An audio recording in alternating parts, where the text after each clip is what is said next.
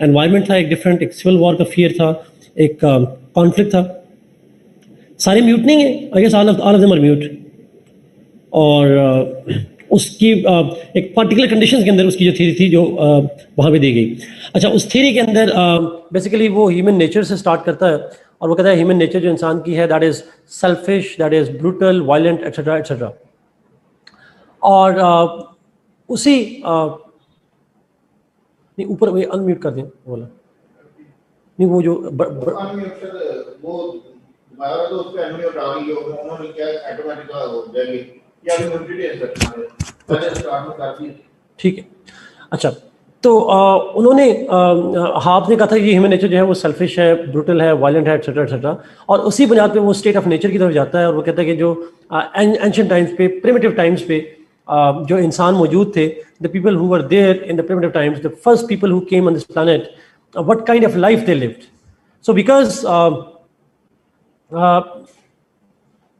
Because that particular state of nature was the time, जब एक ancient time है, एक ओल्ड टाइम्स है, और उस टाइम्स के ऊपर जब लोग आए तो लोगों की नेचर क्या थी, लोगों की नेचर जो हमने पहले बयान की, that the people were by nature selfish, brutal, violent etcetera.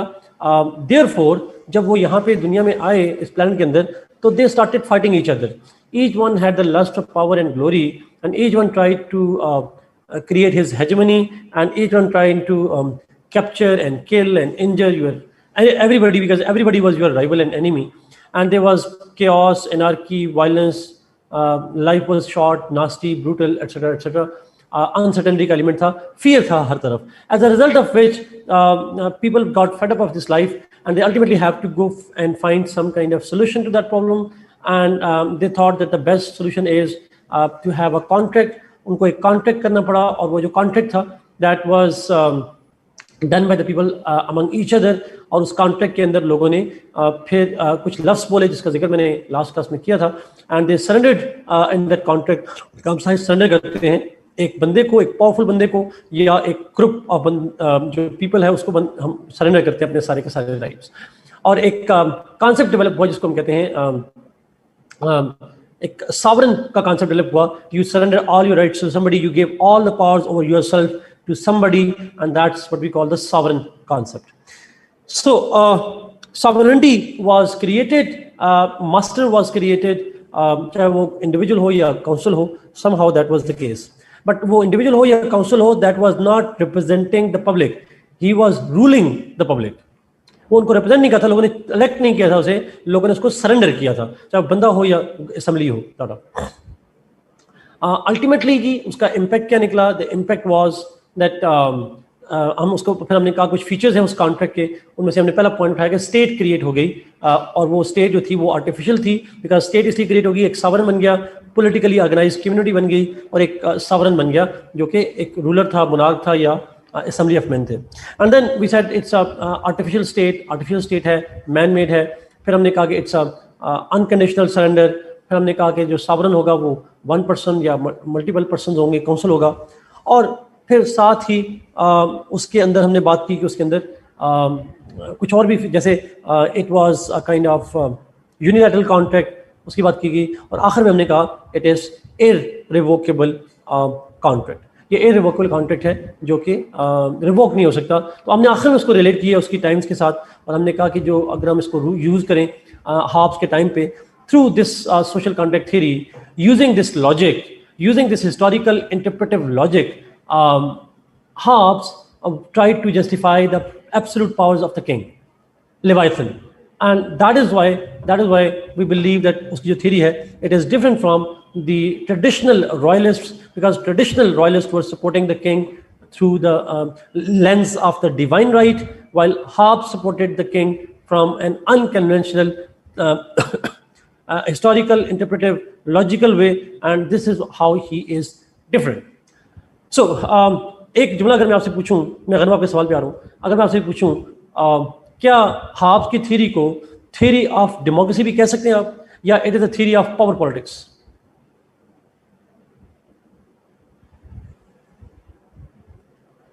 It is not a theory of democracy जी, it is a theory of power politics, या पावर रिलेटेड थ्योरी है, अथॉरिटेरियनिज्म को प्रमोट करने वाली थ्योरी है। That's the point that you need to understand. अच्छा अगर आपका सवाल था, there are lots of concept that Hobbes propose, there lots of concept that different thing propose, हम नहीं करेंगे, हम उसको सिर्फ एक एंगल में देखेंगे और वो एंगल होगा उसकी only will relate a particular theory जो जिसकी वो बात कर रहे होते हैं sir. Okay, should we start now? Lecture start कर लें? आई गेस मोस्टली बच्चे आगे होंगे। Okay great. अथॉरिटेरियन स्टेट वो होती है जी जिसमें सारी अथॉरिटी एक बंदे के पास होती है, अथॉरिटेरियन स्टेट कहते हैं। एक बंदे के पास या एक इंस्टीट्यूशन के पास होती है, एक ग्रुप के पास सारा पावर हो, उसको अथॉरिटेरियन रिजीम कहते हैं। मोनार्की वो होती है जिसके अंदर head of the state is chosen on the basis of hereditary principles. Hereditary principles में विरासत, बाप के बाद बेटा, बेटे के बाद बेटा रूलर बनता जाता है, इसको हम कहते हैं बादशाह, उसका बेटा सोदेविया जैसे है, उसको मोनार्की कहते हैं। मोनार्की में हेड ऑफ द स्टेट अलग कैसे होता है, अथॉरिटेरियनिज्म में पावर किसके पास होती है, ये बेसिक डिफरेंस है जी। ओके लेट्स मूव जी, हम चलते हैं जॉन लॉक के ऊपर।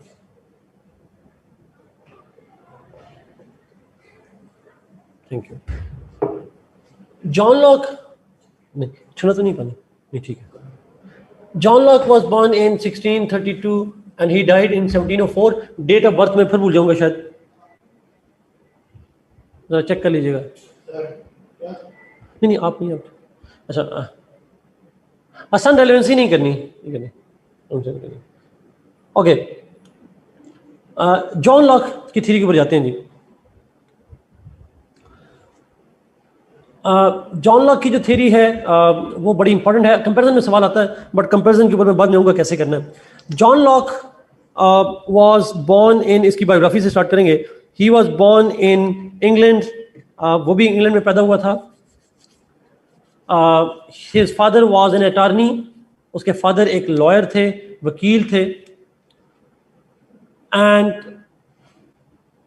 he belonged to a well-off family, financially wealthy family थी, land owning family थी, they were rich in their fortune. So Locke was born with very good financial conditions. His father taught him from the highest institutions at that time. He taught him the basic science and basic philosophies and all that. Later on, Locke was enrolled in medicine at Oxford. बाद में उसको medicine में यानी डॉक्टरी जिसको हम modern में MBBS कह लें, पाकिस्तान में जो भी कह लें, but he got involved into medicine.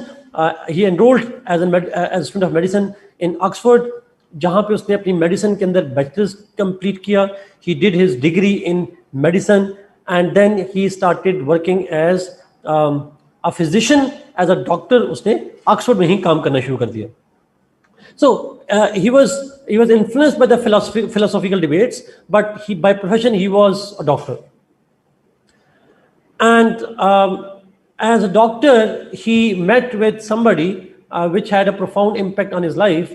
And as a doctor, he met with his patient, और उसके patient का जो नाम था, it was Ashley Cooper.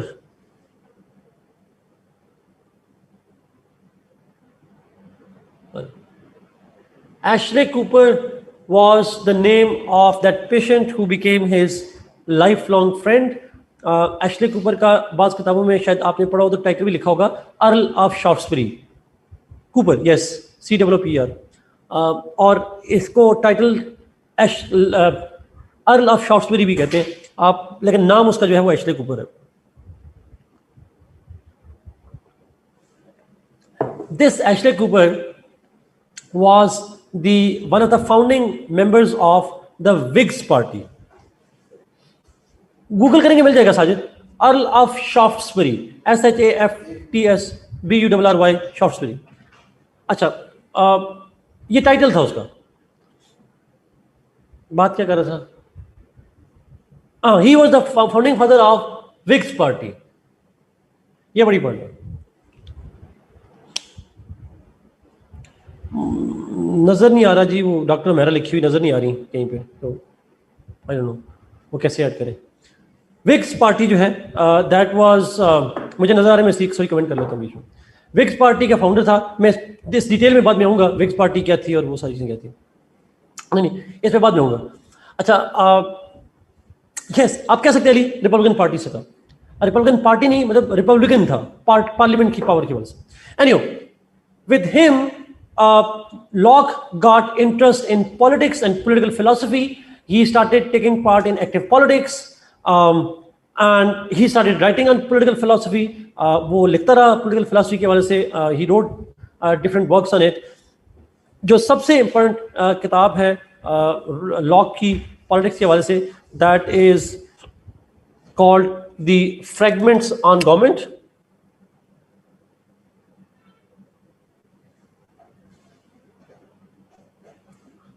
Fragments on government भी कहते हैं और ट्रीटाइज भी कहते हैं। There were 2 treatises on government, fragments on government या ट्रीटाइजेस ऑन गवर्नमेंट, दोनों टर्म जो है वो यूज कर सकते हैं। 2 थी, तो ट्रीटाइजेस करेंगे या फ्रैगमेंट्स करेंगे, 1 and 2 इस हवाले से नाम देता हूँ। Now these are the most important books that he wrote. Paper में अक्सर सवाल आ जाता है ट्रीटाइज के हवाले से। सॉरी जी, ये माइक गिर गया तो मैं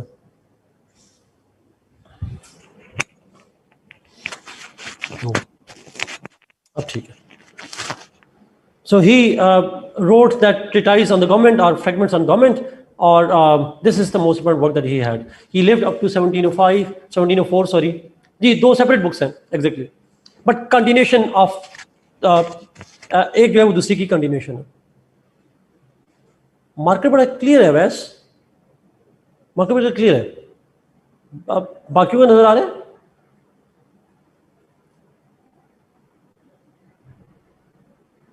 अच्छा, फॉन्ट बड़ा कर देते हैं, हाँ ये कर लेते हैं। ओके, ठीक हो गया। 2 ट्रीटाइज ऑन गवर्नमेंट जी, ये है। अब फॉन्ट को कर लो जी। Ashley was one of the founders of the Whigs party. Okay, now biography clear है। 3 टेकअवेज याद रख लीजिएगा। डॉक्टर था, याद रख लीजिएगा। अमीर था, आप डॉक्टर था, अमीर था। विक्स पार्टी का जो फाउंडर था उसका फ्रेंड था, वो उसका दोस्त है। और उसकी किताबों के नाम फ्रैगमेंट्स ऑन गवर्नमेंट या treatises on government, that's it. 2 थी तो इसलिए ट्रीटाइजेस का लफ्ज़ यूज कर रहे हैं। ट्रीटाइज 1, ट्रीटाइज 2, तो 2 treatise on government. Is it clear?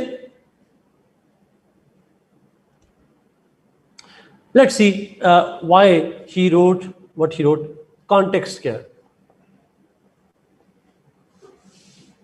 ये फॉन्ट ठीक है? नहीं, टोटल 2 ही बुक्स हुई साजिद, या ट्रीटाइज कहेंगे या फ्रैगमेंट्स कहेंगे। कॉन्टेक्स्ट, अब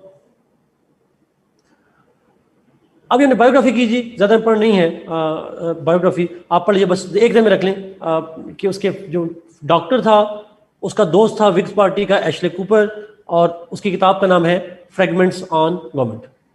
कॉन्टेक्स्ट, अच्छा कॉन्टेक्स्ट से पहले उसकी थ्योरी, तो जॉन लॉक की कौन सी थ्योरी पे सवाल आता है? What is the theory that is asked in exam? Social contract theory. Social contract theory जो है वो आपके कोर्स में एग्जाम में सवाल आता है। Let's begin the social contract theory. But theory से पहले हम देखना चाह रहे हैं उसने क्यों थ्योरी दी। आपने तो दी बिकॉज फियर था। लॉक का जो कॉन्टेक्स्ट है अगेन वो इंग्लैंड की कंडीशंस है।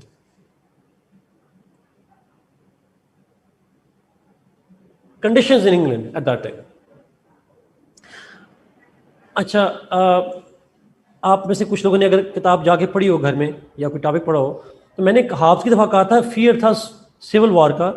तो क्या अगर आप में से किसी ने पढ़ा हो तो सिविल वॉर हुई थी कि नहीं हुई थी? फिर वो फियर मटेरियलाइज हुआ था या नहीं?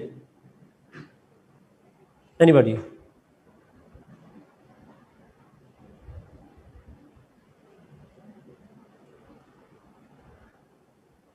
जी एग्जैक्टली अनवा हुई थी जी। नहीं, ग्लोरियस रेवोल्यूशन बहुत बाद में आया था।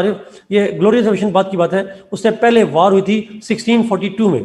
1642 से लेकर 1651 तक वॉर्स हुई थी। That civil war did broke out between the two. मुझे ये नहीं पता समझ कितने लोग मरे थे, but somehow it did happen at that time. I don't know whether it's called war of roses और नॉट, मुझे इसका टाइटल नहीं पता, but that civil war did broke out within England from 1648 to 1651. Yes, it's called Civil War.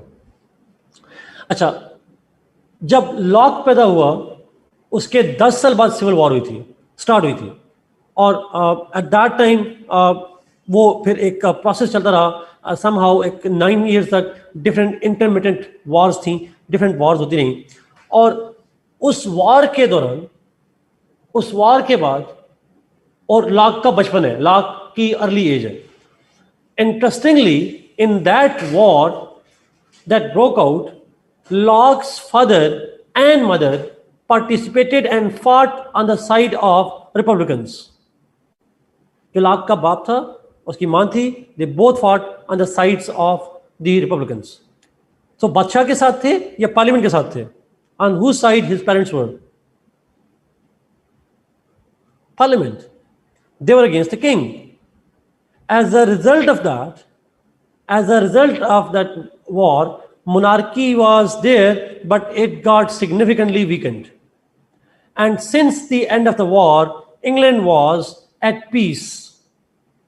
So Locke was living at a time when he was living and he grew at an age जब England के अंदर relative peace था, there was relative stability, the fear was over, the monarchy was weakened, although not abolished, it was still there, but it was weakened.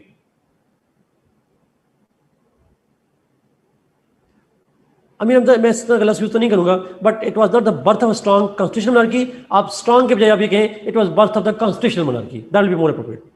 So monarchy की जो power थी वो कम कर दी गई. Parliament started gradually growing in powers, grow बहुत slowly. इसका मतलब नहीं था कि अचानक से सारी पावर्स आ गई. Gradually it was growing in powers, and most importantly there was peace in England, relative peace in England. Now उस वक्त इंग्लैंड के अंदर सिविल वॉर जब हुई तो उसके बाद 10 साल की उम्र थी लॉक की, और soon after civil war there was peace in England, relative peace in England, and the parliament was growing in powers, monarchy's power were being reduced. So जो लॉक था उसके टाइम पे हम कह सकते हैं he witnessed peace, not the fear that Hobbes grew with. और obviously यहाँ पे फॉरेन इन्वेजन का खतरा भी नहीं था. It was in this context that he met with his friend whose name was Ashley Cooper. अब पेरेंट्स भी रिपब्लिकन्स हैं, उसका फ्रेंड भी रिपब्लिकन है, and he himself is a doctor. अगर he himself is a doctor तो मेरा आपसे सवाल है, will he be person of the divine believer और he would be a person who would be influenced by the enlightenment? Science का बंदा होगा ना, डॉक्टर है. और शटल का फादर साइंटिस्ट था, तो उसने पॉलिटिकल साइंस बना दी. इसका तो फिर खुद डॉक्टर है sort of. So we assume कि जो डॉक्टर्स हैं, इसीलिए तो हमारे इलाके में भी क्या होता है, अगर हमारे एरिया में जनरली कोई डॉक्टर हो और वो सुपरस्टिशन पे बिलीव कर रहा हो तो कहते हैं तुम डॉक्टर हो क्या ऐसा कह रहे हो. That's the kind of idea. So doctors are supposed to be more rational, they are supposed to be more scientific and that. ये हम एक्सपेक्टेशन की बात कर रहे हैं जी, मुझे नहीं पता ऐसा होता नहीं होता, बट समहाउ. सो इंग्लैंड के अंदर जो कंडीशंस थी, 3 डेवलपमेंट्स थे. एक, he himself was a believer in rationality. Secondly, there was relative peace in England. And thirdly, his parents and his friend, they all were Republicans. Engineers के बारे में no comments so much. Rationality, he himself was believing in rationality. There was peace in England, and his parents as well as his friend Ashley Cooper, they were the supportive of the Republicans, as a result of which the John Locke produced his social contract theory to justify the powers of the king. Therefore, the social contract theory was produced to justify the powers of the parliament, and to justify the rejection of Hobbes theory. जो Hobbes का idea था कि बादशाह के पास power होनी चाहिए, and he constructed a rational argument that was rejected by Locke through his social contract, and his social contract was meant to justify the powers of the parliament in England. देखिए ना, बढ़िया basic थी logic, कोई इसमें science तो है ही नहीं. उसका बाप रिपब्लिकन्स की खातर जंग लड़ता रहा, पेरेंट्स उसके, उसका बेस्ट फ्रेंड, उसका जो फ्रेंड था विक्स पार्टी का फाउंडर है। अगर उसका फ्रेंड फिक्स पार्टी का फाउंडर है, पार्टी का है, तो पार्लियामेंट से होगा, पार्लियामेंटेरियन होगा, रिपब्लिकन होगा, और उसके पेरेंट्स पार्लियामेंट की खातिर लड़ते रहे, तो लॉक की सिंपैथीज किसकी साइड पे होंगी? On whose side will he be? Parliament, republicans parliament की साइड पे होगा, लॉजिक सी बात है। अम्मा अब्बा की पार्टी, एग्जैक्टली, जो अम्मा अब्बा की पार्टी है वही उसकी पार्टी है sir. But obviously not because his Amma Baba said that, but because he himself actually developed a theory to justify the आप भी theory दे दें पीटीए को सपोर्ट करने की या पीएमएलएन को सपोर्ट करने की, but he provided a theory in which he could support the idea of the parliament supremacy. He could support the idea that parliament should have all the powers and king should not have all the powers. This is why, this is the context of Locke. अच्छा, मैं इस सवाल को reverse करता हूँ context को। अगर lock के जमाने में फियर होता, उसके पेरेंट्स रिपब्लिकन की तरफ ना लड़े होते, उसका दोस्त विक्स पार्टी का ना होता, तो क्या उसकी सोशल कॉन्ट्रैक्ट थ्योरी यही होती?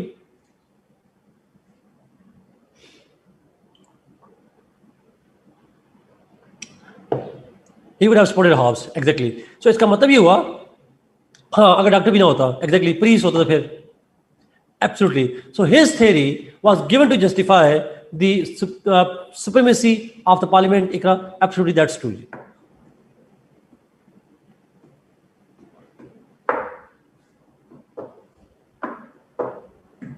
His parents were, आप ठीक कह रहे हैं, but एक फैक्टर नहीं होता ना, multiple factors actually created a condition in which he wrote in defence of the Republicans. किसी एक की बात नहीं कर रहे, मल्टीपल कंडीशंस थी that played an interactive role and ultimately have an impact on that. एक फैक्टर को हम नहीं कह सकते ट्रू।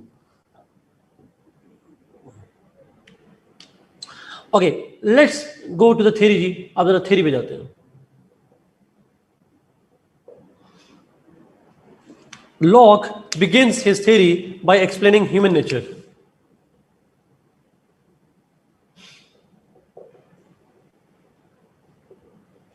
Locke begins, नहीं, Sajid, peace, let him think about democracy, peace का लिंक अभी यहां से आएगा, उससे लिंक नहीं आएगा। पीस का लिंक अभी इसकी सोशल कॉन्ट्रैक्ट चीजें कैसे आते हैं अभी एक्सप्लेन करूंगा। Locke begins his theory of social contract by explaining the human nature. According to John Locke, man by nature is essentially good. He is cooperative. He is positive. He is peaceful, caring, loving, etc. Man is all good as per John Locke. Caring है, exactly Hobbes का opposite कर दें, it's exactly opposite to Hobbes. Hobbes was mean, cunning, deceptive, lustful, greedy, जो भी करें। यहाँ पे man by nature is cooperative, caring, sort of, he is like all good. He has an optimist view of human nature. Exactly. He had a positive view and an optimist view of human nature, that man is essentially very cooperative and collaborative and all that. So he's all good. Perfect. Optimist view of human nature. State of nature. पहले तो बताएं state of nature कैसे कहते हैं? What does it mean by state of nature? ये लफ्ज़ आप भूल जाएंगे इसलिए पूछ रहा हूँ।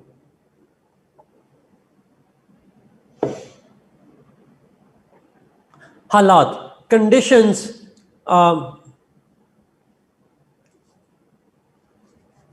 yes, exactly मेरा हमजा।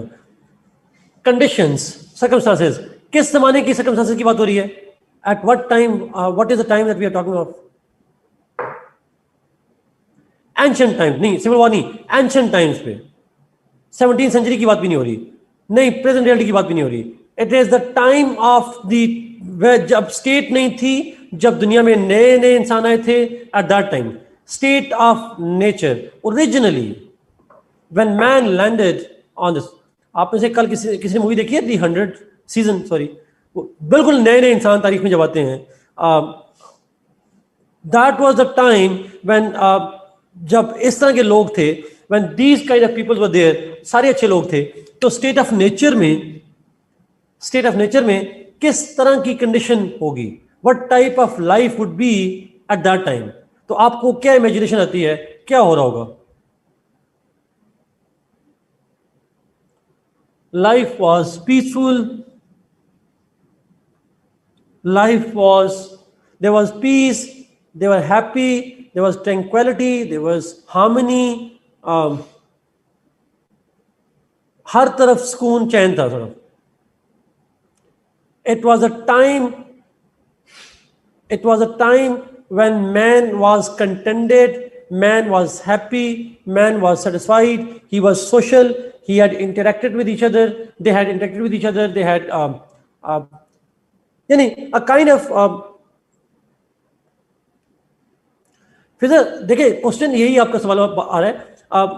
अब ये अगर इंसान अच्छे हैं, if man is good by nature, तो फिर स्टेट ऑफ नेचर में लड़ेंगे क्यों? No final surpluses, no concept of private property at that time. they had the property, they had the concept of property का concept था. It's a utopian idea. Everything was smooth, everything was good, everything was perfect, and they had a very very cordial relationship with the other people. Man was social, he interacted with others, he cooperated with others, he had a positive view of others. Life certain होगी या uncertain होगी, अगर आपसे पूछूं?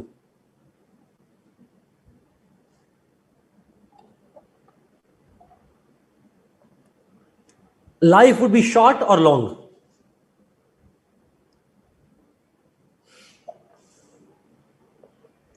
Long. Life was certain, life was long, हंसी खुशी रहते थे, खुश रहते थे.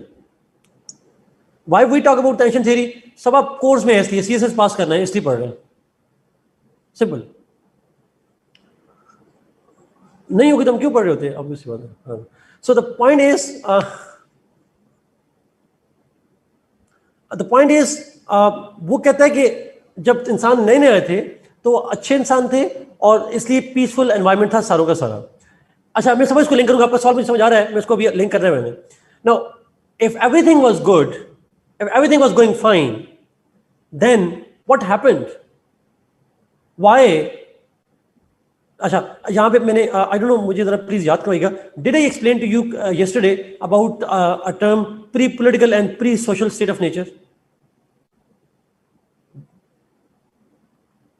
आई गेस वी डिड. ओके, नहीं चले, मैं आज की बात करता हूँ, फिर कल पे ऐड कीजिएगा प्लीज. लेकिन मेरा ख्याल मैंने किया था, लेकिन मैं अभी में बताता हूँ. अच्छा, हाब्स की स्टेट ऑफ लॉ की स्टेट ऑफ नेचर में जब लोग सारे हंसी खुशी ठीक ठाक गुजार रहे थे, everything was going fine, were they politically organised? अच्छा, आप पहले तो ये बताएं, पॉलिटिकल ऑर्गेनाइजेशन कहते किसे हैं? आप सारे नो यस करी जा रहे हैं, पहले बताएं पॉलिटिकल ऑर्गेनाइजेशन किसे कहते हैं?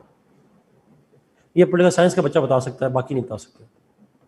सुकून कब्र में, साजिद इधर नहीं है, सुकून नहीं. कॉन्टेक्स्ट से पहले were there any political institutions? Were there any laws?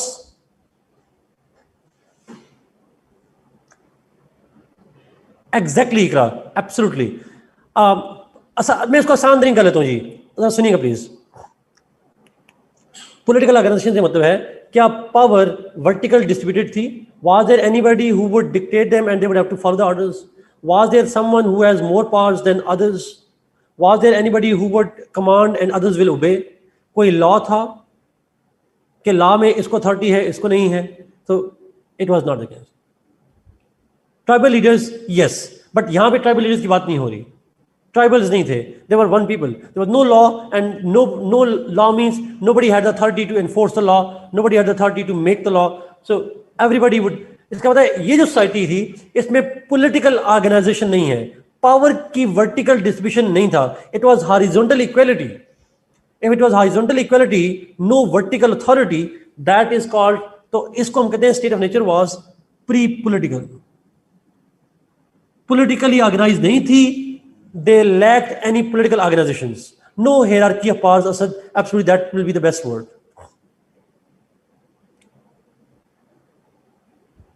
no hierarchy of power. That is what he assumed.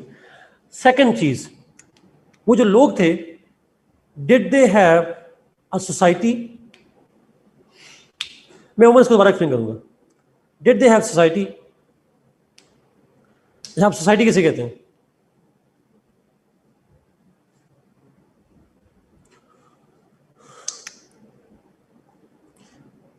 बड़ा आसान तरीन डेफिनेशन है जी. वो group of people, those group of people who develop common norms and values.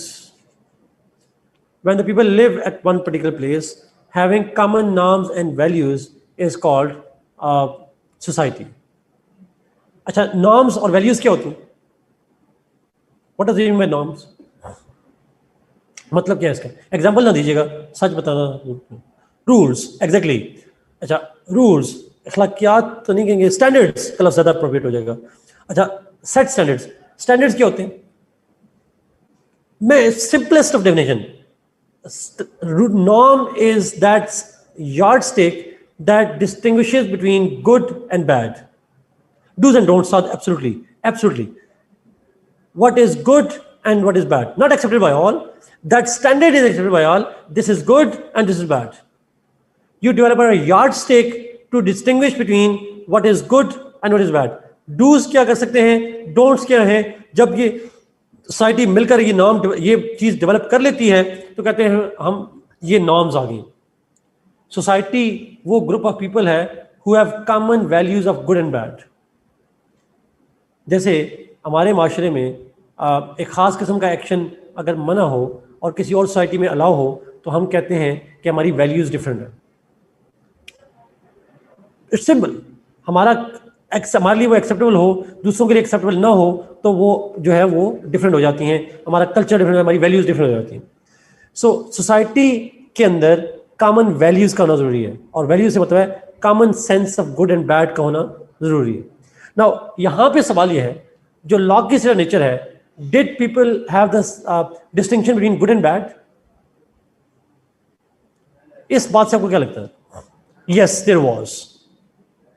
there was a society. क्यों there was a society? because मैंने कहा लोग सारे एक दूसरे से अच्छा ही कर रहे थे. Were they doing anything bad? No. They were socially organized. They had values that they followed. They avoided the bad things to each other and they did good things to each other. Norms and values, they dictate good and bad.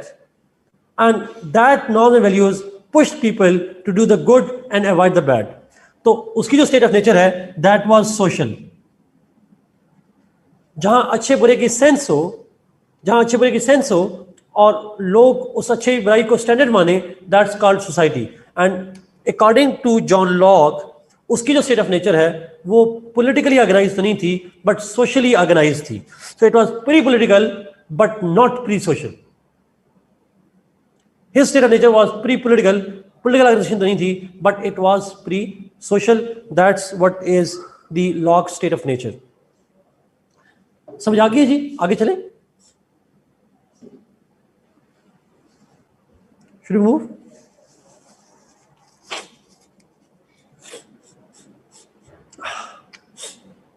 Okay. Now, मैंने Hobbs की दफा नहीं explain किया था, तो अगर मैं आपसे पूछूं हॉब्स की स्टेट ऑफ नेचर में, मैं उसी पे लगाऊं, मुझे लास्ट क्लास में हॉब्स की स्टेट ऑफ नेचर में, was it state of nature pre political थी या नहीं थी? वाज इट पॉलिटिकल और नॉट?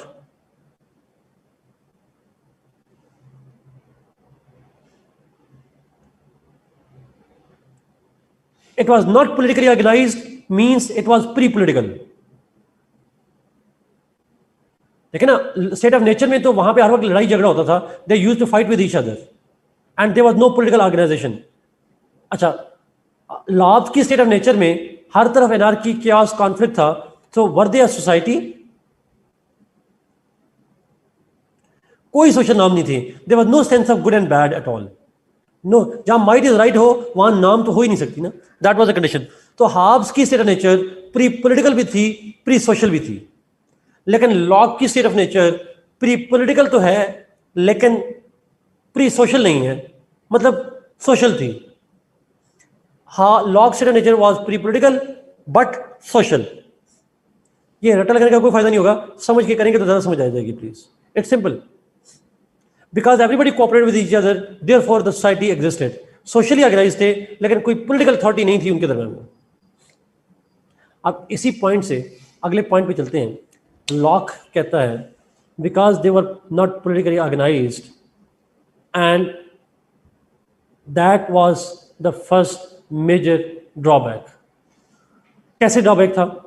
ड्रॉबैक ये था कि लॉक कह रहा है अभी, उसने कहा जब आबादी बढ़ती शुरू हुई, व्हेन द पॉपुलेशन ग्रीव, तो पॉपुलेशन जी pre political means no authority who could decide, simple, कोई पॉलिटिक्स नहीं।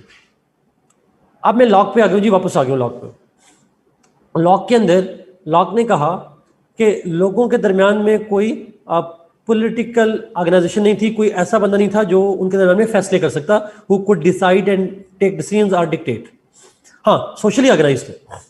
लॉक ने कहा कि जब लोगों में कोई फैसला करने वाला नहीं था, कोई अथॉरिटी नहीं थी जिसकी चलती दोनों के ऊपर, डिफरेंट लोगों के ऊपर, तो फिर जब आबादी बढ़ना शुरू हुई, एज द पॉपुलेशन ग्रीव, तो उसकी वजह से प्रॉपर्टी के ऊपर कॉन्फ्लिक्ट बनना शुरू हुए लोगों में।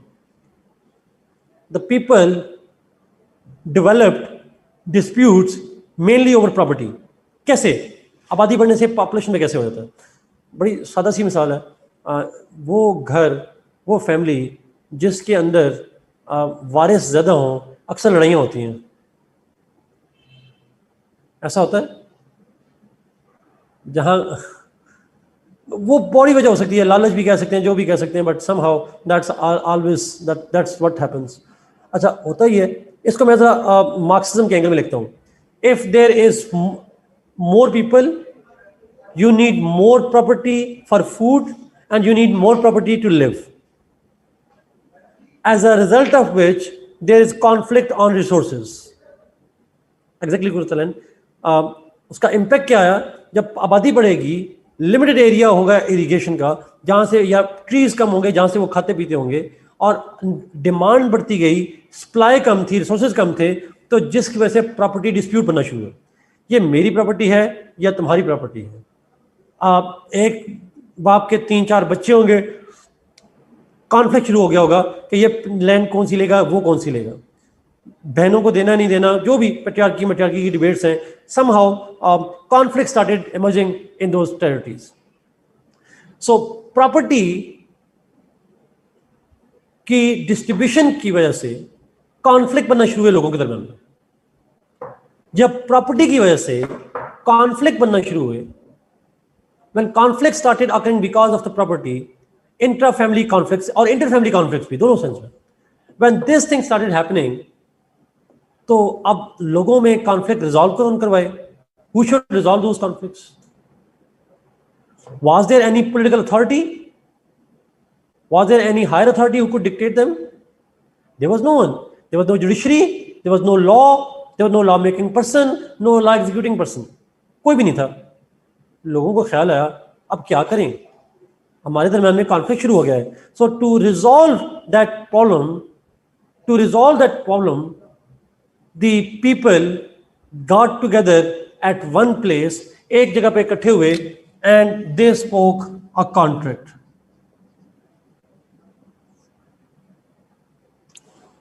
लोग एक जगह पे इकट्ठे हुए, उन्होंने क्या किया? उन्होंने कॉन्ट्रैक्ट किया आपस में। They entered into a contract with each other. Rational थे, समझदार थे, तो एक जगह पर इकट्ठे हुए, इस मसले को सॉल्व करते हैं और एक अथॉरिटी बना लेते हैं। And when they gathered eight one place and they spoke a contract. अच्छा, ये कॉन्ट्रैक्ट वर्बल होगा या रिटन होगा? ऑरल, वर्बल कॉन्ट्रैक्ट है जी। वर्बल रिटन नहीं है। रिटन एंशिएंट टाइम में, उस वक्त लोग लिखना पढ़ना भी शायद नहीं जानते होंगे, सोच ही जा रहे हैं ना, इमेजिनेशन करी जा रहे हैं। अच्छा, लोगों ने एक जगह पे इकट्ठे हुए और कॉन्ट्रैक्ट किया। अब यहां पे लॉक कहता है, ये लॉक के लफ्ज़ है, उसने कहा 2 कॉन्ट्रैक्ट हुए थे, 2 कॉन्ट्रैक्ट्स वर स्पोकन। 1, लॉक की ये पॉइंट समझ आ गया तो समझ लें आपको डेमोक्रेसी समझ आ गई मॉडर्न। अगर आपको ये पॉइंट समझ नहीं आया तो मॉडर्न डेमोक्रेसी समझ में नहीं आएगी। जो आप सिविल मिलिट्री रिलेशन और बाकी चीजें पढ़ेंगे बाद में जाके वो आपको समझ नहीं आएंगी अगर आप ये नहीं पढ़ा तो। लॉक ने कहा 2 कॉन्ट्रैक्ट हुए। पहला कॉन्ट्रैक्ट, फर्स्ट कॉन्ट्रैक्ट, उसने कहा लोग एक जगह पे इकट्ठे हुए एंड दे सेड, अब मैं उनके वर्ड्स कोट कर रहा हूं, एग्जैक्ट वर्ड नहीं होंगे, उसी को मैं थोड़ा सा कुछ उसके वर्ड्स होंगे, कुछ रिफ्रेज करूंगा, कुछ आइडियाज हैं। उसने कहा people got together at one place and they said, each person is saying, हर इंडिविजुअल बोल रहा है, वो कह रहा है I surrender my rights to the community as a whole on the condition that you do the same. Not exactly but sort of. I repeat this point.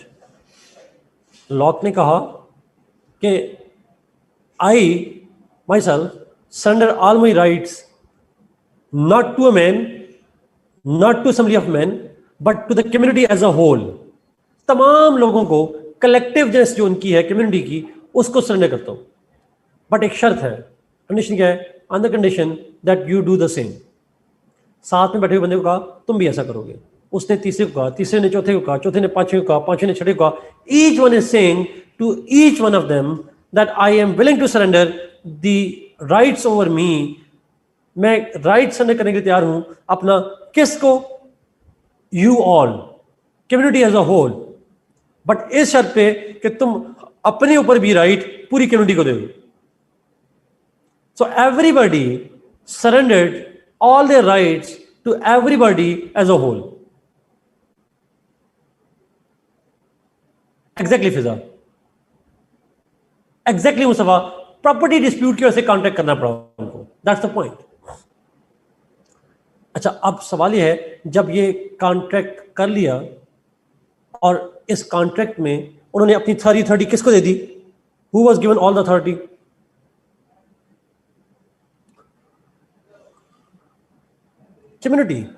Community को सारी अथॉरिटी दे दी गई। When community was given all the authority, तो फिर एक problem ये बना, अब कम्युनिटी तो एज अ होल कैसे गवर्न करेगी? Community can not govern itself, उसके लिए मुश्किल हो जाएगा गवर्न करना। Community is too vast and too busy in their own affairs, they can't always manage themselves. तो फिर लॉक ने कहा इस कम्युनिटी ने एज अ होल अपने आप की गवर्नेंस के लिए फिर उन्होंने क्या किया? They entered into a second contract, एक दूसरा कॉन्ट्रैक्ट किया। This second contract was the contract between the community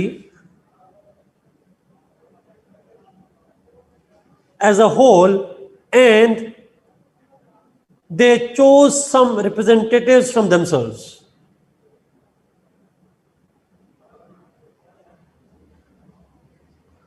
The second contract was between the community and the people's or the community's representatives from within themselves. Community में से कुछ लोग निकले, उन्होंने कहा आपके लिए हम हाजिर हैं, we will ensure, we will work on your behalf, we will act on your behalf and we will govern. तो मैं अगर वर्ड्स बताऊं, एग्जैक्ट वर्ड्स अगेन नहीं होंगे, थोड़े से आइडियाज सुनिएगा। Community then entered into a contract with representatives and it said we surrender our rights to the representatives on 3 conditions. We surrender, we with the community as a whole, we surrender our rights to our representatives on 3 conditions. 1, it shall protect our life. Second, it shall protect our property. Third, it shall protect our liberty. They should protect our life, property and liberty. अक्सर किताबों में लफ्ज estate लिखा होगा, estate का मतलब property ही होता है। So they agreed to surrender to the representatives if those representatives were meant to protect their life, meant to protect their liberty and to protect their property. Is there any अब मेरा सवाल का जवाब दीजिएगा please, एक छोटा सा साजिद आपके सवाल से पहले मेरा सवाल ये है, क्या इन तीन के अलावा कोई चौथा फंक्शन कर सकते हैं? Life, property, liberty. Can representative do anything else? They are made representatives to perform these three tasks: protection of life, protection of liberty, and protection of property. That's it. This was the second contract. अच्छा, अब जरा सवाल हैं sir. अब इसी के ऊपर आते हैं, इस कॉन्ट्रैक्ट की इंप्लीकेशंस क्या हैं. लेट्स सी, अब इसको देखते हैं, इस कॉन्ट्रैक्ट की इंप्लीकेशंस क्या हैं, इस कॉन्ट्रैक्ट के फीचर्स क्या हैं, इंप्लीकेशंस क्या हैं.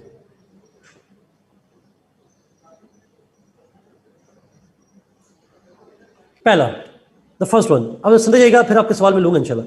First, this contract established a state. इस कॉन्ट्रैक्ट के नतीजे में स्टेट बन गई. अ स्टेट वाज क्रिएटेड. कैसे? एक पॉलिटिकल ऑर्गेनाइजेशन आ गई, मतलब उनमें से एक बन गई, अथॉरिटी बन गई दैट यूज्ड टू गवर्न. अब मेरा सवाल ये है, स्टेट का मतलब होता है political organization. State is the political community, political organization. और पॉलिटिकल ऑर्गेनाइजेशन का मतलब मैंने बताया था, जहां पावर हायरार्किकल, वर्टिकल हायरार्की होती है, ऊपर अथॉरिटी, ऊपर अथॉरिटी, ऊपर अथॉरिटी, ऊपर अथॉरिटी. तो सवाल ये है, इसमें लोगों के ऊपर अथॉरिटी किसके पास चलेगी? Who has the authority over people?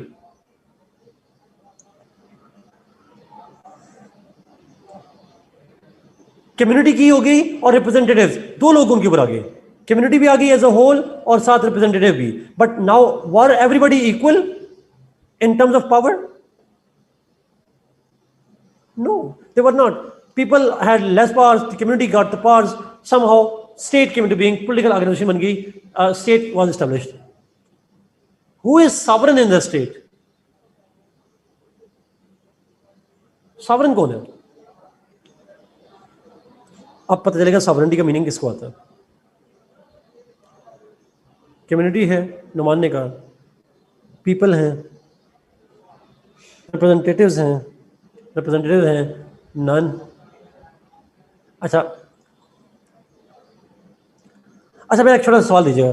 Sovereignty का मतलब होता है सुप्रीम अथॉरिटी. सुप्रीम अथॉरिटी और सॉवरेनिटी के ऊपर कुछ नहीं होता. ही इज ऑल ओवर, वो कंप्लीट है, उसके ऊपर कोई चेक नहीं होता. मेरा आपसे सवाल है, तो क्या सोसाइटी, कम्युनिटी ने जब अपने रिप्रेजेंटेटिव को चूज किया, तो क्या कम्युनिटी के जो रिप्रेजेंटेटिव्स हैं उनके ऊपर कोई चेक शामिल है? Is there any check on them?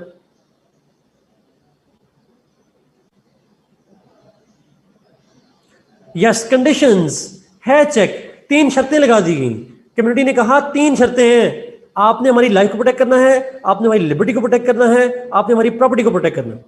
जिसके ऊपर शर्तें लगा दें वो सॉवरेन नहीं हो सकता. Sovereign as the unchanged authority, वो सॉवरेन नहीं हो सकता. सो रिप्रेजेंटेटिव तो सॉवरेन नहीं है. फिर कौन सॉवरेन है? तो हम इसको कहते हैं community as a whole is sovereign. Why? Yes, it resides in the people as a whole, not individually. But देखिए, I surrendered all my rights. मैंने अपने ऊपर सॉवरेन किसको मान लिया? एज अ होल, कम्युनिटी को. Everybody had surrendered their rights to the community as a whole. So इसको हम कहते हैं the sovereignty was surrendered to the aggregate of the people. Community को, इकट्ठे लोगों को surrender कर दिया गया, किसी एक बंदे को नहीं. The community became sovereign, supreme authority. अच्छा, ये बात समझ आ रही है जी? मॉडर्न दौर में इसको कहते हैं popular sovereignty. In modern times, it is called popular sovereignty. Sovereignty lies with the people. America का कॉन्स्टिट्यूशन शुरू होता है, We the people of the United States of America. इतना आसान कॉन्सेप्ट है ना, बहुत ही आसान कॉन्सेप्ट है. सुनिएगा एक दफा फिर जरा प्लीज. लोगों ने पहला कॉन्ट्रैक्ट किया और पहले कॉन्ट्रैक्ट में उन्होंने कहा, मैं वर्ड्स रिपीट करूं, जरा गौर से सुनिएगा प्लीज. उन्होंने कहा, We surrender सॉरी, हर बंदा कह रहा है I surrender all my rights not to one person, not to few people, but to the community as a whole. हर बंदा अपने राइट्स किसको सरेंडर कर रहा है? कम्युनिटी को। और अगर आप जिस पे राइट्स सरेंडर कर दें, क्या उसे सॉवरेन नहीं कहते? सॉवरेन वही होता है जिसके पास तमाम इख्तियार चले जाते हैं, who has been given all the authority, all the powers. That is called the sovereign. So यहां पे तमाम लोगों ने सब अपने इख्तियार दे दी कम्युनिटी एज अ होल को, तो कम्युनिटी बन गई सॉवरेन। जी इसी का exactly. Ayesha, sovereignty also includes territory. Sovereignty include नहीं होती टेरिटरी में, सॉवरेनिटी अप्लाई होती है ओवर टेरिटरी। सॉवरेनिटी अप्लाई होती है टेरिटरी, सॉवरेनिटी के अंदर टेरिटरी नहीं होती। In modern times there is the concept of popular sovereignty. Popular sovereignty,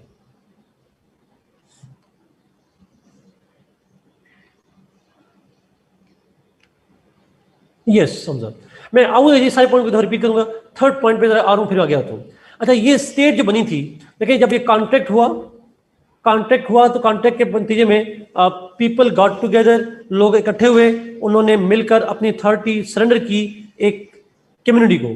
जब सॉवरेन बन जाता है, अब मेरा सवाल जरा सुनिएगा, स्टेट के 4 एलिमेंट्स बताए थे, population, territory, government, sovereignty.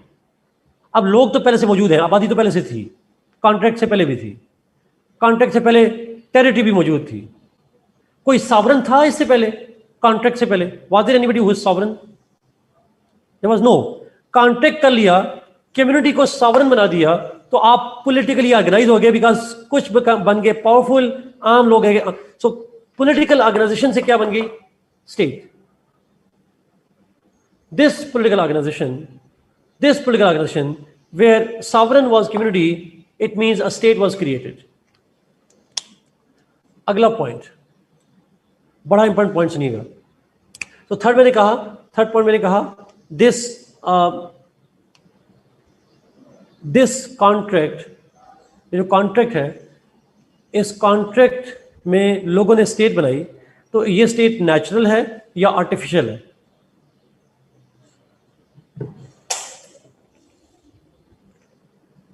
It's a man made, artificial है।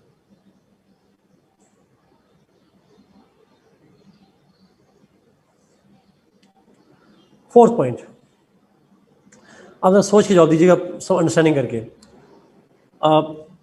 मैंने कहा state came into being as a result of this contract. पहले कॉन्ट्रैक्ट की वजह से स्टेट बनी या दूसरे कॉन्ट्रैक्ट की वजह से स्टेट बनी? Which contract led to state?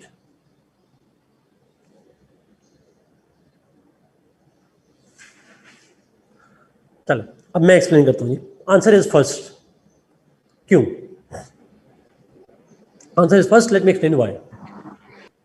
Okay, पहले कॉन्ट्रैक्ट में ईच पर्सन इज सेइंग कि मैं अपने ऊपर सारे राइट्स सरेंडर कर रहा हूं कम्युनिटी एज अ होल को। जब आपने सारे राइट्स कम्युनिटी को सरेंडर कर दिए, तो कम्युनिटी बन गई सॉवरेन और बाकी अवाम रह गए नीचे, इंडिविजुअली आप हो गए नीचे, एंड पहले कॉन्ट्रैक्ट के नतीजे में सॉवरेन स्टेट बन गई।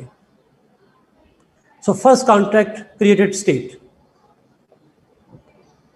दूसरे कॉन्ट्रैक्ट में अब community as a whole delegation की फॉर्म में अपने में से कुछ लोगों को चुनती है और फिर कहती है आपने हमें गवर्न करना है और आपने हमारे 3 काम करने हैं।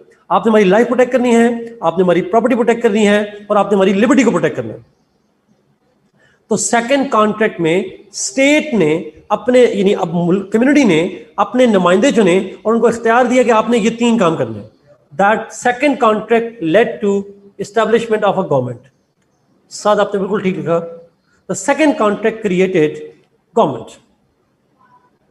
गवर्नमेंट से मतलब है वो लोग जो स्टेट के मामलात को, जो स्टेट की पॉपुलेशन को लुक आफ्टर करते हैं। गवर्नमेंट की डेफिनेशन ही है, it's the agency that manages the affairs of the masses. जो आवाम के मामलात की देखभाल करे उसको हम क्या कहते हैं? गवर्नमेंट कहते हैं। So the second contract was the contract between community and their representatives, and those representatives were to govern, and therefore उनने गवर्न करके 3 काम करने थे, लाइफ, लिबर्टी, प्रॉपर्टी को प्रोटेक्ट करना था, and those representatives started ruling and they were called the government. अच्छा, अब मेरा इसको समझने के लिए आप जरा पाकिस्तान भी आइएगा प्लीज. ये मैं समझाने के लिए कर रहा हूँ, पेपर में लिखने के लिए नहीं कह रहा. आप और मैं एमएनए के लिए इलेक्शन के लिए वोट डालते हैं vote. Do we cast vote for elections? हम अपने नुमाइंदे चुनते हैं. कितने नुमाइंदे चुनते हैं नेशनल असेंबली में? How many national assembly members? Total मिलाकर 342 कर लें, ठीक है. 272 चुनते हैं, बाकी अपॉइंटेड होते हैं, और टोटल बनके 342 बन जाते हैं. अच्छा, वो नुमाइंदे गवर्नमेंट कहलाते हैं, एंड दे गवर्नर्स. ऐसा ही है. क्या स्टेट की तमाम पॉपुलेशन गवर्नमेंट का हिस्सा होती है? Is every citizen part of the government? नहीं. अभी अगर आप सरकारी मुलाजमत नहीं कर रहे तो आप स्टेट का हिस्सा नहीं, गवर्नमेंट का हिस्सा नहीं है. अभी आप प्राइवेट सिटीजन हैं. तो इसी तरीके से इसकी दफा तमाम आबादी, कम्युनिटी एक तरफ, और उनमें से कुछ लोग चुने और उनको कहा आप हमें गवर्न करो, तो वो कुछ लोग क्या कहलाते हैं? गवर्नमेंट. सो स्टेट की population, it picked some people as governing people, and the government was established. So first contract created state, second contract created government. इसी को हम दूसरे लफ्ज़ों में कहते हैं. The first contract is called social, the second contract is called governmental contract. पहला contract social है, means it is among the people. The second is not among the people, it is between the community and the representatives. It's called governmental contract. First contract is between the government and the population, and the first contract is between the contract between individuals. जो individuals बैठे थे, community बैठी थी, उसका आपस में contract था. So first was the social contract, second was the governmental contract. 5. Is this contract conditional or unconditional? दोनों कॉन्ट्रैक्ट कंडीशनल है, और खासकर गवर्नमेंटल कॉन्ट्रैक्ट तो कंडीशनल है, जिसमें उन्होंने कहा कि आपने 3 कंडीशंस हैं exactly: life, property and liberty. 6. Is it a democratic government or authoritarian government?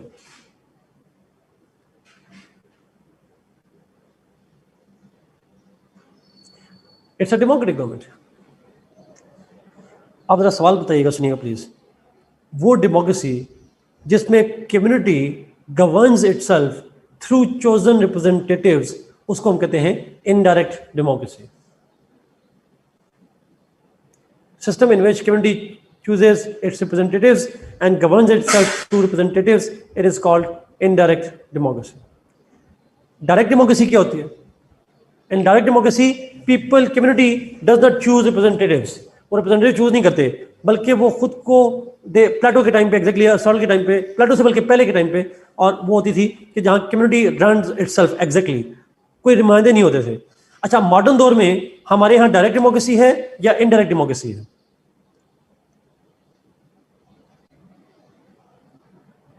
Indirect है. तो अगर आपसे पूछे हु इज द पायनियर और founder of the modern representative या इनडायरेक्ट डेमोक्रेसी, इसका फाउंडर कौन है, तो क्या लिखेंगे? लाग भाई साहब थे. He was the one who was the first thinker who have given the theory of the representative government. Is it clear? Simple. अच्छा, कॉन्ट्रैक्ट यूनिलैटरल है या बायलैटरल है? कॉन्ट्रैक्ट यूनिलैटरल है, बायलैटरल है? बायलैटरल है. ट्रू. यूनिलैटरल नहीं है, bilateral है, between the community and representatives. दो हैं. अच्छा, इज इट रिवोकेबल और इररिवोकेबल?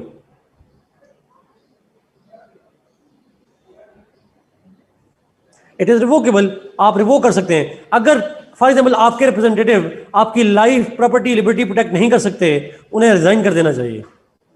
आप आवाम की महंगाई नहीं रोक सकते, आप अवाम की जान माल का तहफ़्फ़ुज़ नहीं कर सकते, आपको रिजाइन कर देना चाहिए। यही नारे लगते हैं ना मॉडर्न में।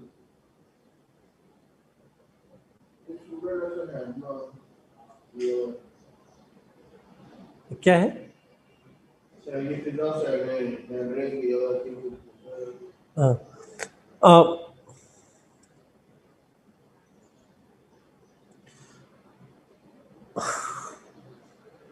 अच्छा, so this is revocable ji. Yes, it's revocable in the context of community contract.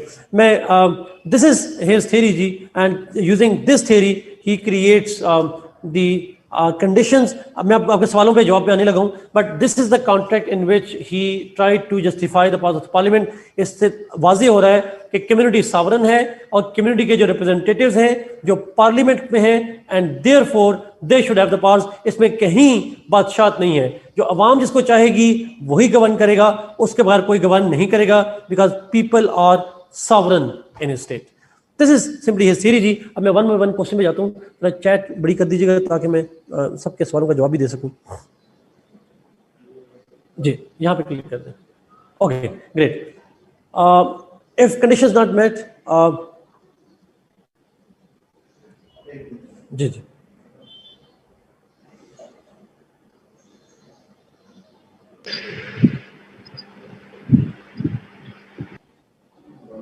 नहीं साइड पे क्लिक करें. यहाँ पार्टिसिपेंट लिखा हो ना ऊपर ऊपर ऊपर. हाँ यहाँ पे बाहर बाहर इससे बाहर यहाँ पार्टिसिपेंट लिखा हुआ है. 100 लिखा हुआ है. 100 लिखा हुआ है. हाँ बस अब ठीक है. ओके बोर्ड पिक्चर अच्छा जाता हूँ जी. डॉक्टर साद शाह आप कितने सारे सवाल हैं आप मैं करता हूँ. मैं ले लेता हूँ पिक्चर सेंड करता हूँ.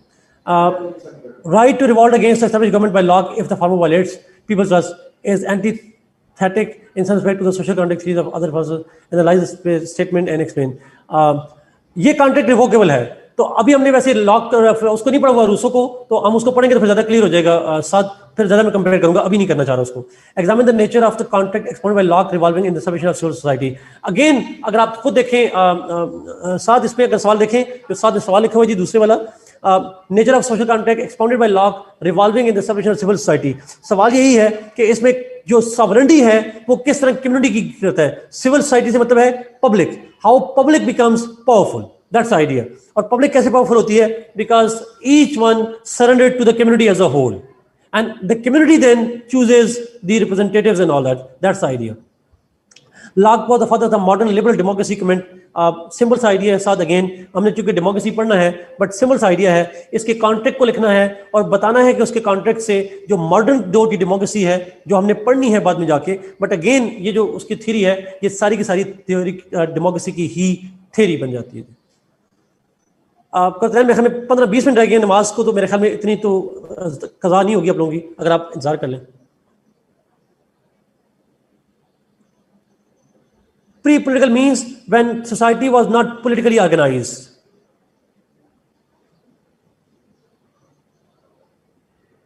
कौन से पॉइंट्स के नेम दोबारा रिपीट कर दूं Abdul. Yes Amir Hamza. Yes answer is yes. Context का रिव्यू कर दूं जी. कॉन्टेक्स्ट बड़ा आसान से है. इंग्लैंड के अंदर उसके जमाने में लॉक के जमाने में there was peace, and Locke was a student of science, and his parents and his friend belonged to Republicans. All these factors shaped his theory of the social contract. Yes, why not, Sonia? You can definitely. You can make notes. जिनके सवाल miss हो गए जी chat ऊपर चली जाती है, आप दोबारा पोस्ट कर दिया करें अगर आपका नाम मिस हो गया हो तो. एग्जामिन वाले क्वेश्चन पर सर क्रिटिसाइज कर सकते हैं. जमशेद ने पूछा. यस यू कैन क्रिटिसाइज जी. What is liberty, Sajid? Liberty is freedom. Freedom to do whatever you like. How long are political science answers supposed to be? Amir Hamza depend करता है बट 6 पेजेस 7 पेजेस बन जाते हैं average. Did this theory come before or after Glorious Revolution? This theory was given before Glorious Revolution. This was given before Glorious Revolution. But he continued to write even afterwards. Why is Locke called the father of indirect democracy when he merely gave speculation about the origin of democracy? गन्ना देखें, it was not a speculation, it was a theory. And we know that there are theories of history, you know, history के बारे में बहुत से लोग theories देते हैं.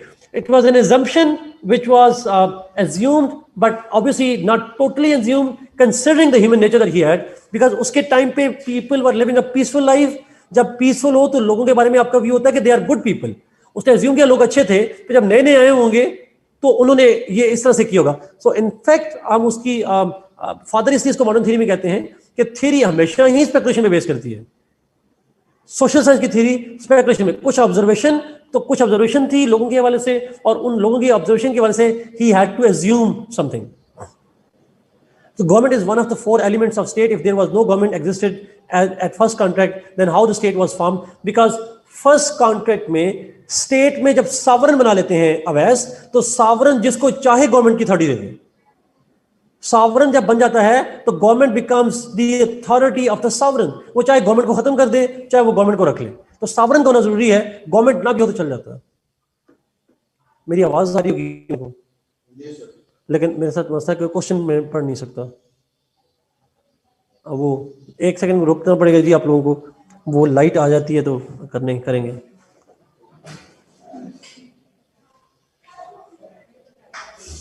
एक मिनट में लाइट आ जाएगी. मैं उधर से जवाब दे दूँ, उधर से जवाब दे देता हूँ बैठ के लैपटॉप पे. उधर से आवाज हेडफोन लगी हुई. मैं कोई मसला ही नहीं.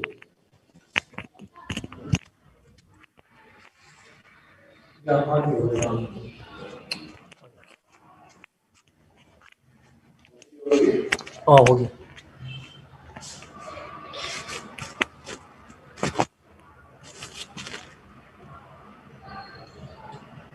ऑन. आपको बस 10 सेकंड और वेट करना है जी. नारे भुट्टो.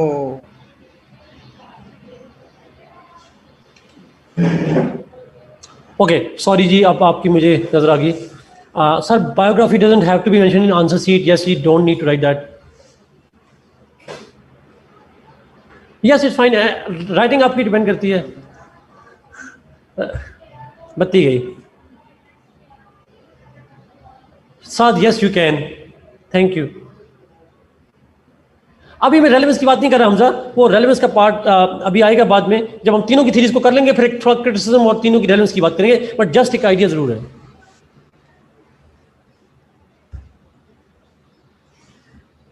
कोई सवाल रह गए तो प्लीज पूछिए. मैंने ऊपर शायद कुछ सवालों के जवाब नहीं दे पाया. और क्वेश्चन पब्लिक प्लीज, ताकि सबको समझ आ जाए. How could society be sovereign in first contract since there was a condition attached? क्या कंडीशन अटैच थी उमर? उसमें कंडीशन ये थी, हर बंदा दूसरे पे कंडीशन अटैच कर रहा है. कम्युनिटी पे कोई कंडीशन नहीं थी. कंडीशन थी दूसरे इंसान के ऊपर थी कि तुम भी सरेंडर करोगे. कम्युनिटी एज अ होल पे कोई कंडीशन नहीं है, तो इसलिए सॉवरन बन गई कम्युनिटी. कम्युनिटी पे कोई कंडीशन नहीं है as a whole. Sir theory explain कर दें briefly. I missed a lot due to connection. Please जब तक लाइट नहीं आती. आ गई है Mariam light. Sir, a question is not directly asked about thinker's theory. We will still write about what influenced him to write the theory, like Ruskin after Saratoga. Yes, we will write, Aisha. We will still write that. Law की theory does not explain how to tackle fear. Isn't it? No, हमारा इसलिए because ये बड़ा अच्छा सवाल है. Law की theory fear के बारे में बात नहीं करती, इसलिए मैंने context दिखाया. उसके दौर में fear था ही नहीं. There was peace. If there was peace, fear था ही नहीं, तो कैसे उसको जरूरत ही नहीं पड़नी उसकी. So he did not deal with the fear because there was peace during his time. Unmute करें अवैस को. अवैस में देखता हूँ एक मिनट पीछे कोई है. कोई नहीं है. अवैस एक मिनट में आपको अनम्यूट करता हूँ तब तक.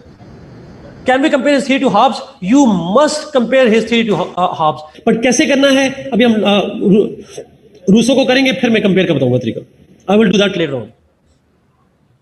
अस्सलाम वालेकुम सर. गुड, खुद ही अनम्यूट कर दिया जी. अवैस सर मेरा क्वेश्चन ये था कि जिस लॉ की थ्योरी में कंडीशंस दी गई थी जब रिप्रेजेंटेटिव्स को, तो ये हॉब्स में जब उन्होंने अपनी पावर्स को सरेंडर किया और दे दिया, तो वो वापस क्यों नहीं ले सकते थे? देखिए, आप वापस तब ले सकते हैं जब आपने कोई शर्त रखी हो और अगली पार्टी ने वो शर्त पूरी ना की हो.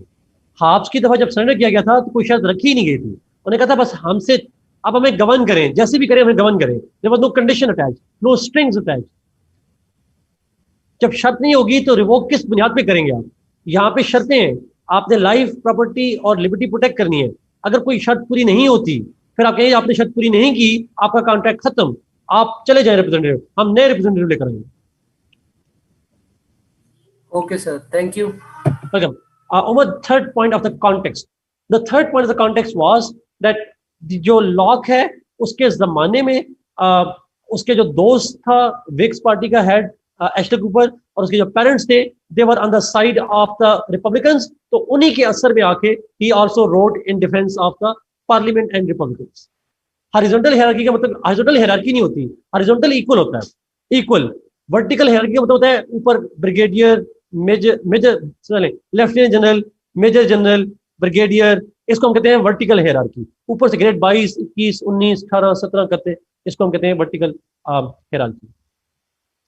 0.5 ऑफ फीचर, 0.5 था जी कंडीशनल, 0.5 फीचर पूछा गया।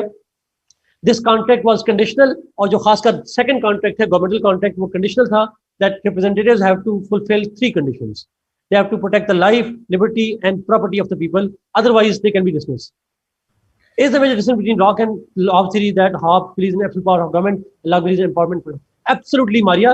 इसको multiple interpretations है, वैसे comparison में बात करूँगा, but this can be absolutely good core of this conflict.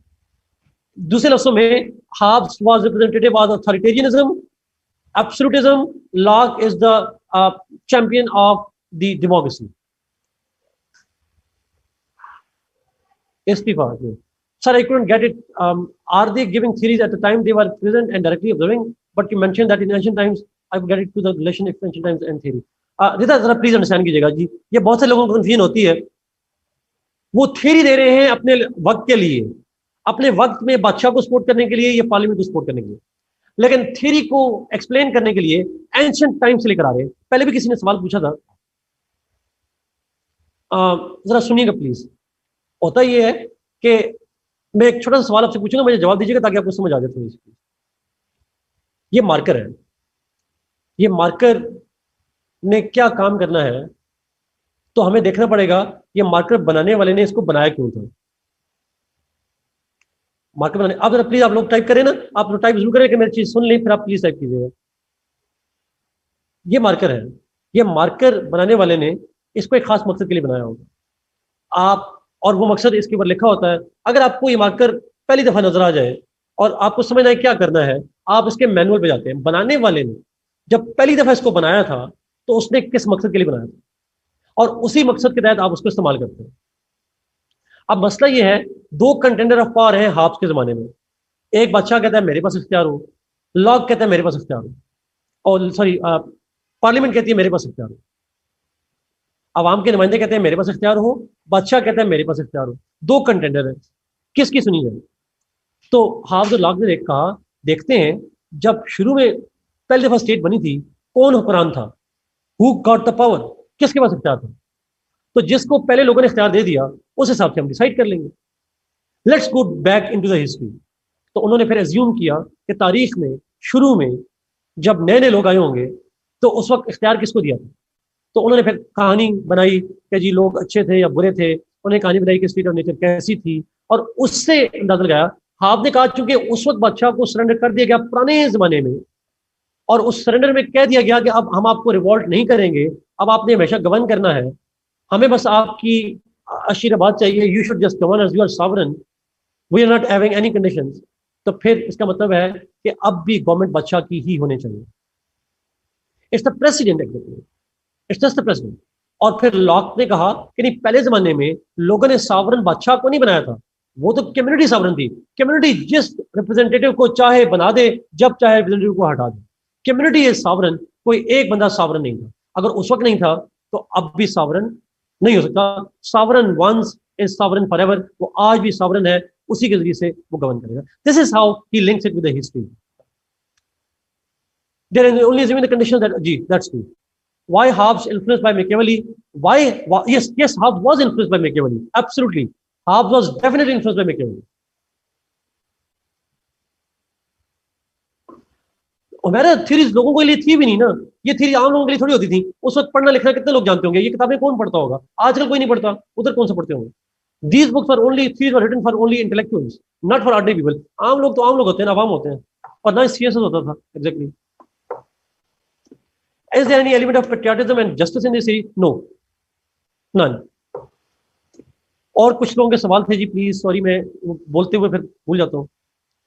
नहीं, मेरे पास कोई स्लाइड नहीं है साकिब या सॉरी आकिब, मेरे पास स्लाइड कोई नहीं है, I don't have any slide. मैं ये सामने स्क्रीन लगी है आपकी, डीपीएस लगी हुई है अच्छी बुरी जो भी है, और कैमरा लगा हुआ है, मैं तस्वीर भी जा देता हूँ।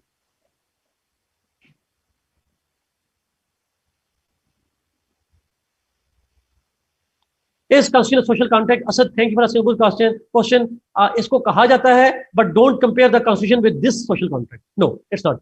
फेडरेशन में जो कॉन्स्टिट्यूशन होता है वो एक सोशल कॉन्ट्रैक्ट होता है। वो कैसे होता है ये हम फेडरेशन में जाके पढ़ेंगे बाद में। असद बहुत बहुत हमजा ने पूछा sir, in half social contract isn't there any implied condition duty of security? Yes, implied है हमजा, एक्सप्लिसिट नहीं है। एग्रीड, एग्रीड, बट इंप्लाइड है, एक्सप्लिसिट नहीं है।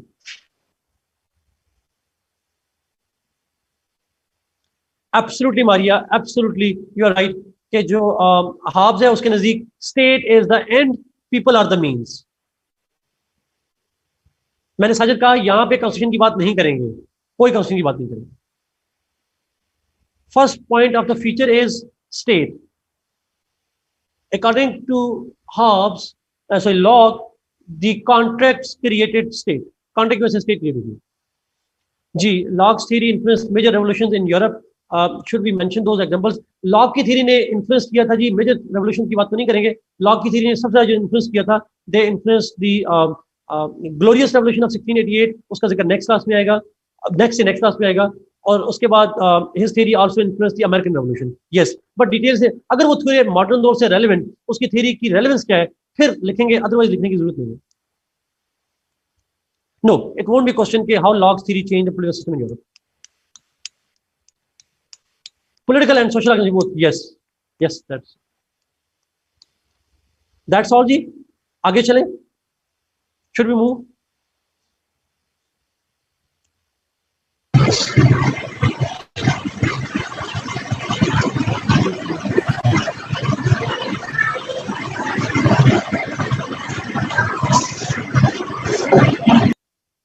Okay, good.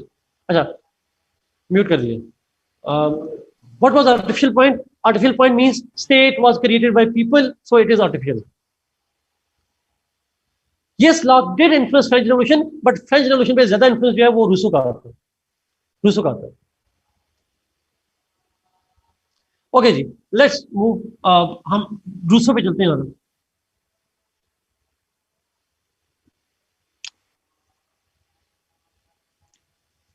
अरसलान लफ्ज एंशिएंट टाइम नहीं कहेंगे, according to Locke in state of nature का लफ्ज यूज करेंगे। एंशिएंट टाइम का लफ्ज मैंने समझाने के लिए किया था, आप पेपर में नहीं करेंगे। In state of nature, the state of nature was pre political and there was social people, there was social.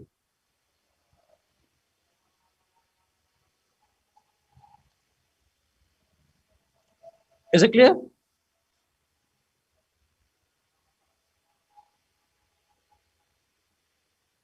कोई बात नहीं, टीचर का काम है जी गलतियां करना, कोई बात नहीं। मैं असल में समझाने के लिए बोल रहा हूँ दोस्तों। नहीं नहीं, जाजेब वो सिर्फ बायोग्राफी करना चाह रहा हूँ। Rousseau, J Rousseau, time waste नहीं करना चाह रही जी प्लीज। इंग्लिश, मरियम इंग्लिश में। ओके, रूसो जी। Rousseau was born in 1712 and he died in 1778. He was born in 1712 and he died in 1778. Rousseau की he was born in Geneva. Geneva में पैदा हुआ। जेनेवा के कौन से मुल्क में है? स्विट्जरलैंड के अंदर। He was born in Switzerland, Geneva. When he was born, soon after his birth, his mother died. उसकी मदर की डेथ हो गई थी। And after some years, his father was imprisoned. He was jailed. And Rousseau, along with his siblings, was growing up with his paternal aunt. Phuppo ने पाला उसको, आसान लफ्ज़ों में। He was grown up by his paternal aunt because mother शुरू में मर गई थी, बाप थोड़े से बाद जेल गया था। और his father was basically a watchman, a clockman, घड़ियां बनाने वाला था, एंड साथ पार्ट टाइम म्यूजिक और डांस भी करता था। और आप देखिएगा जो लॉक है, सॉरी रूसो है, उसकी वो खुद भी बाय प्रोफेशन म्यूजिक भी बनाता रहा, कंपोज करता रहा, उसका वो भी एक रोल रहा है बड़ा। एनीवे, सो उसके मैटरनल आंट के पास था, but at the age of 20 साल का था जब he was patronised by a landlady. उस वक्त एक लैंड लेडी थी जी, there was a landlady जो कि जिसने पैटर्नाइज किया। She provided some favours to Rousseau, उसने कुछ फेवर्स भी दिए रूसो को, and under her patronage he move to Paris. वो पेरिस शिफ्ट हो गया। In Paris he continued to have पेटी जॉब्स, छोटी मोटी जॉब्स करता रहा, but his life change at the age of 37 years. 37 years की एज में उसकी लाइफ चेंज हुई, और वो चेंज इस तरह से हुई दैट एक ऐसे कंपटीशन अनाउंस किया गया, और उस ऐसे कंपटीशन के अंदर सवाल पूछा गया, a question was asked that whether development in science and arts, whether development in science and arts has contributed to the improvement of morality among the people। मैं इस पॉइंट को फिर रिपीट कर रहा हूं, बड़ा इंपॉर्टेंट पॉइंट है ये। एक ऐसे आया था, और ऐसे का थीम ये था कि क्या साइंस और आर्ट की डेवलपमेंट में जब हुई है, साइंस और आर्ट के अंदर जो ग्रोथ हुई है, डेवलपमेंट आई है, उससे इंसानी मोरालिटी पे क्या असर पड़ा है, how it has affected positively और नेगेटिवली द ह्यूमन मोरालिटी। अच्छा, उस वक्त everybody was singing the slogans for science, everybody was happy with science, but Rousseau took an unconventional view. He took an entirely unconventional opinion, and he wrote an essay in which he said, no, the development of science and arts has corrupted human morals। इंसानी morality को adversely effect किया है, corrupt किया है इस development of science और arts ने।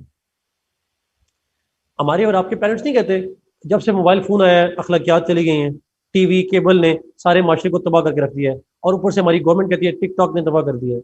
तो कोई भी साइंस आ जाएगी तो हमारे यहाँ होता है कि जी उसने माशरे को तबाह करके रख दिया है। That kind of argument was present at that time, और रूसो ने कहा कि जी नहीं, ये जितनी साइंस है, ये जितनी डेवलपमेंट हो रही है, that has brought materialism, it has brought corruption, moral corruption, people have turn bad. When you are unconventional, जब आप डिफरेंट होते हो, you win the essay competition, and that's what happened to Rousseau. He won the essay competition because of his unconventional views। लेकिन यही problem हुआ कि जब उसका ऐसे हिट हो गया और he became very popular, और उसके वोल्टेयर और डिफरेंट लोगों से इंटरेक्शन बनना शुरू हुआ, तो Rousseau got fame and fortune। उसे शोहरत मिली, उसे पैसा मिलना शुरू हुआ, he became rich, and but at the same time he also faced a lot of criticism। Those who were favoring science, who were favoring arts, they also launched attacks on Rousseau's writings। So Rousseau then throughout his life wrote to defend his ideas।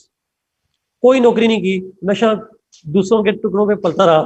Everybody would support him, कभी एक land lady, कभी एक landlord, so they would all support him somehow, and throughout his life he spent his life in reading and writing, and most of his life was spent in writing in defense of his argument। जो सबसे important किताब उसकी है वो है social contract. उसका ऐसे तो था ही था, but the most important work that he produced is social contract.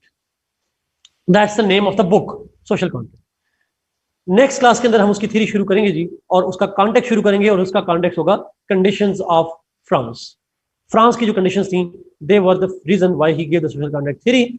Next class के अंदर हम डिस्कस करेंगे इंशाल्लाह। Thank you so much, God bless you, be safe, and see you probably tomorrow और day after tomorrow, whenever. Goodbye, अल्लाह हाफिज।